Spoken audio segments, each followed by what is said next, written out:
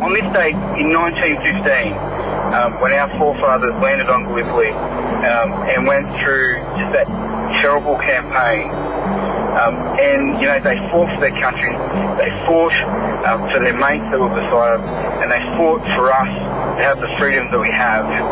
And to see so many people today come out and remember them and reflect on what they have sacrificed so we can live our lives as we like.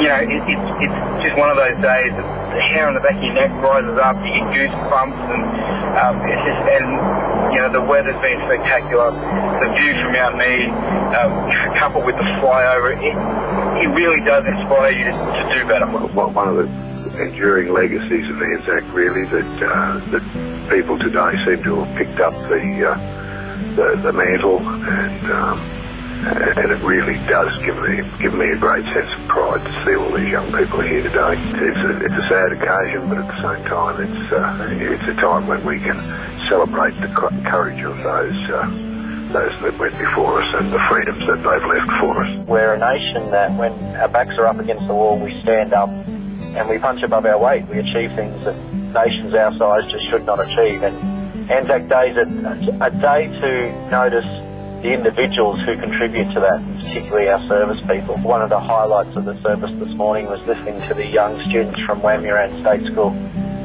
share their feelings on Anzac Day, and then to read a poem to a current serviceman. And I think the MC afterwards summed it up pretty well. The kids that we saw before us today are the reason that our forefathers fought and died for us, and our current servicemen and women are out there doing the same. There was two things that I noticed. One was that there are more and more people going to Anzac Day services, and I think that's very, very significant that we commemorate the sacrifice of so many Australians. But also the age of the people at the services. There are so many young people there now, and the baton is being passed to the next generation, and they're really taking it up. And to see a new generation of Australians commemorating Anzac Day and remembering the sacrifice, the ultimate sacrifice of so many Australians, is something I'm incredibly excited about. Anzac for us, what the actual event that we're remembering, was